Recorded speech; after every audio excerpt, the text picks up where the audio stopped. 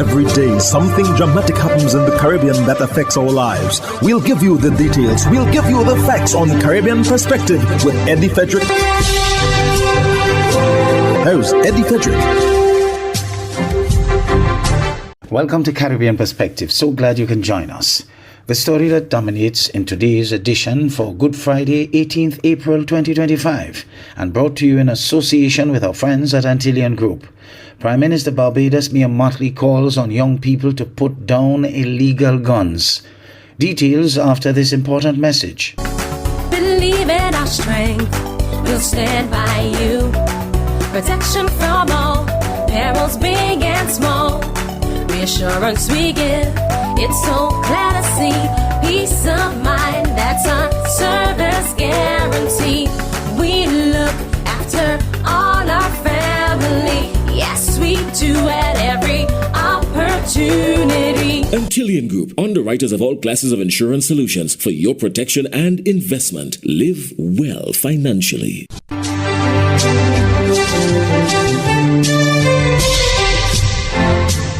Welcome back.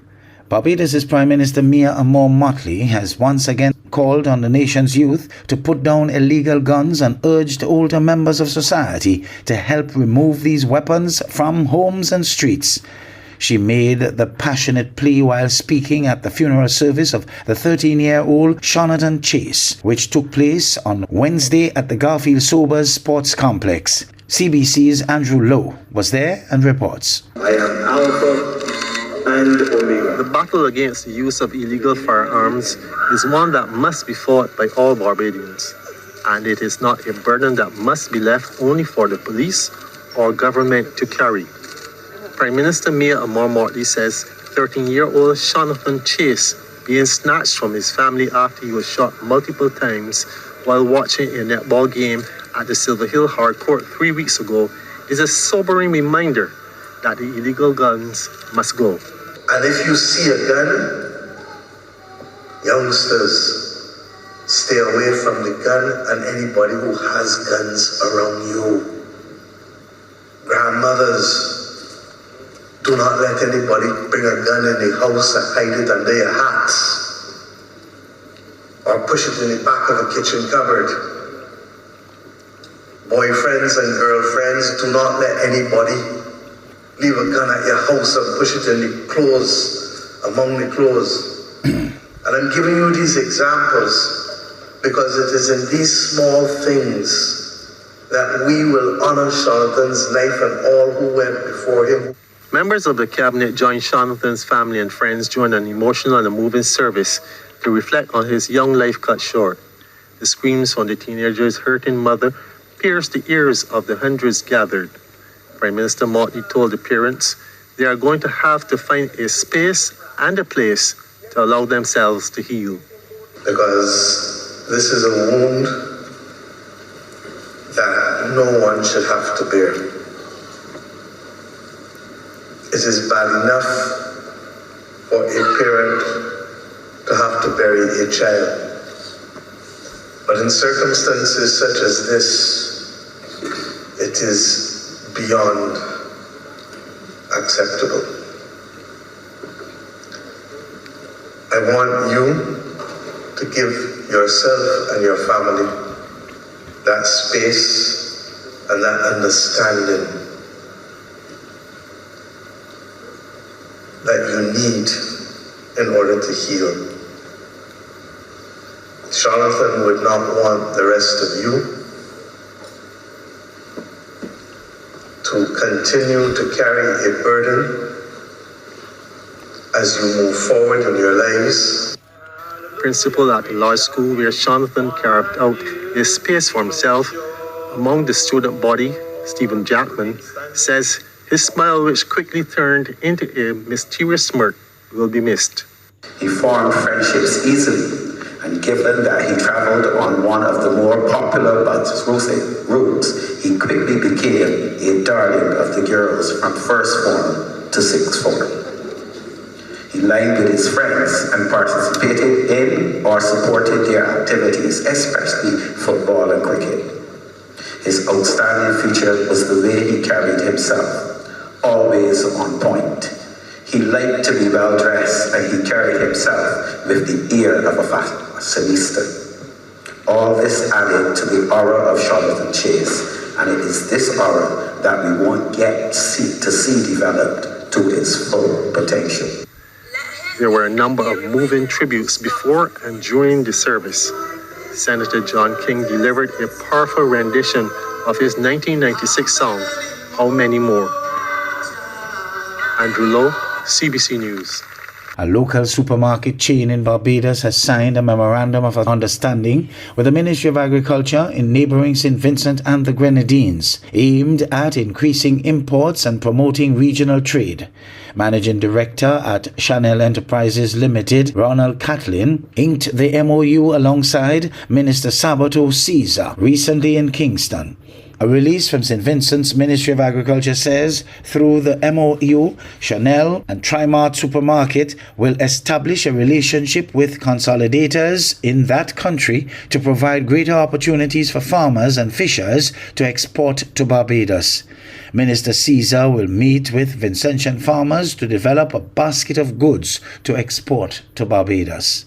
Where we import goods out of the U.S. market, those goods and those vegetables are basically sometimes, 3-4 weeks old.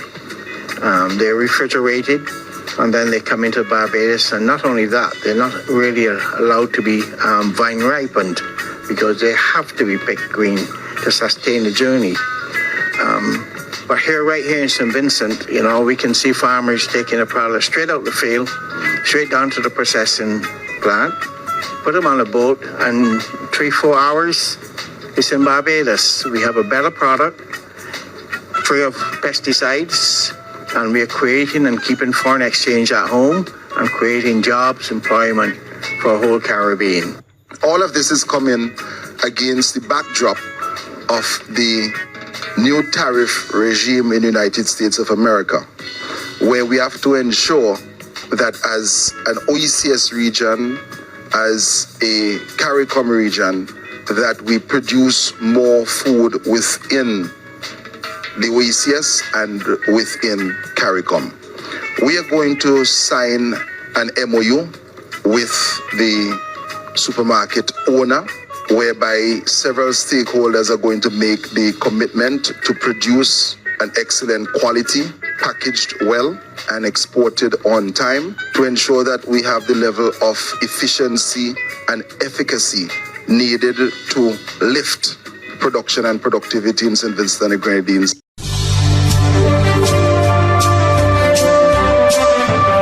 You're listening to Caribbean Perspective with Eddie Frederick, in association with our friends at Antillean Group, underwriters of all classes of insurance solutions for your protection and investment. Live well financially. The Bahamas' Minister of Foreign Affairs, Fred Mitchell, comments on the travel advisory issued for citizens traveling to the United States.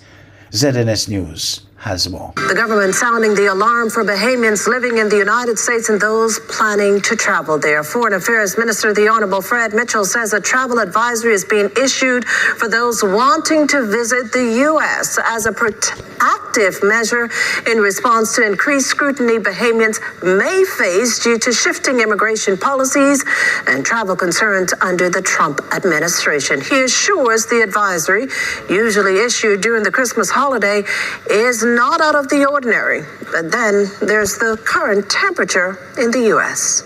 What our Director General thought in the circumstances of the immigration pressure that's being put on inside the United States, and some reports which indicate that there may be certain prejudicial decisions being made, that there is a need to exercise even more caution in advancing across U.S. borders to make sure that the answers are correct to your stay, that you don't have anything which is contraband, make sure that your passports and all documentation is in order. And that's essentially what it says.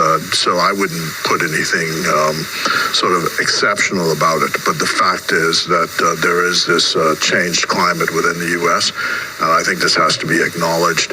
And we have a a duty to say to our citizens to exercise the appropriate caution. Minister Mitchell also revealing that mounting immigration pressure has led to a noticeable increase in passport applications for Bahamians living overseas, particularly in places like Florida and New York. Essentially, if you move to the States and you stay there, a lot of Bahamians went there and just never came back. And so the question of having a document like a passport never arose.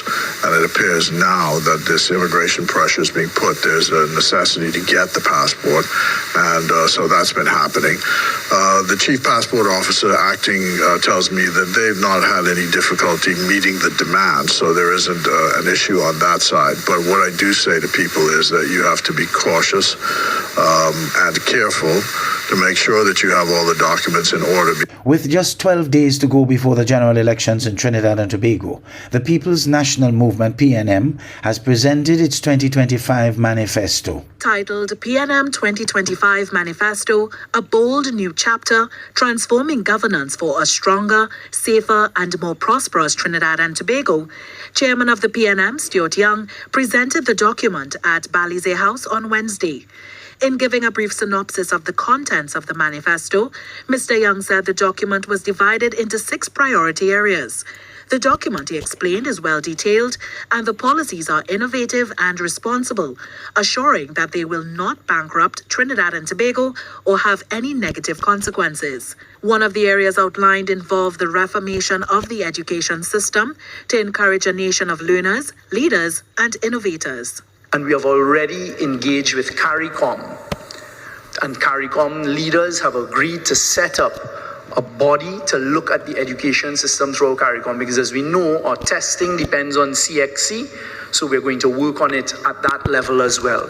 Another priority area is the focus on wellness and taking healthcare into the future through digitization.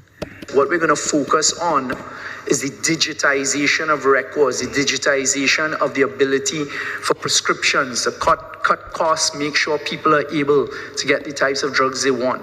You've already seen this start to be rolled out, for example, when we did the tour recently of the Central Block in Port of Spain General, and this is now going to be an area of focus.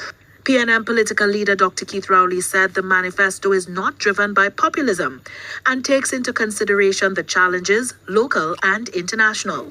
He said the engagement for the manifesto began as far as 2015 and is a working document with a particular commitment to the next generation.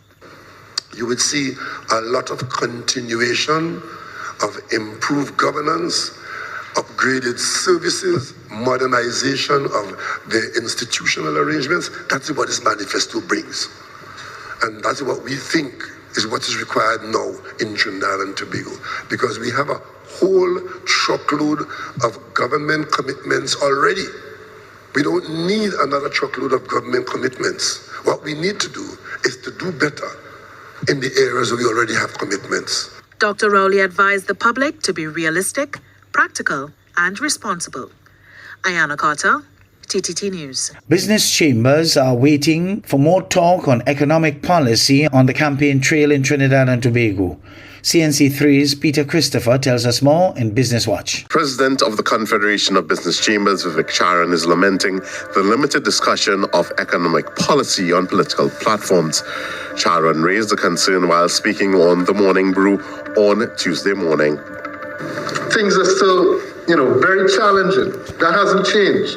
In the midst of all the theatrics and the fun and all this that's happening with the election, things have not changed. We continue to be in a critical situation when it comes to Forex. That is even more so going forward. Businesses continue to slip into debt and a critical situation. This view was built upon by the Greater San Fernando Chamber of Commerce President Kiran Singh, who also felt more could be said concerning foreign exchange pressures facing the public. We want to hear from the other parties how they intend to deal with the Forex crisis. We want to hear what other plans are in place to address the Forex crisis as we go forward. And of course, of major concern to us is the talk being bandied about a devaluation of the TNT dollar. Peter Christopher, CNT3 Business Watch.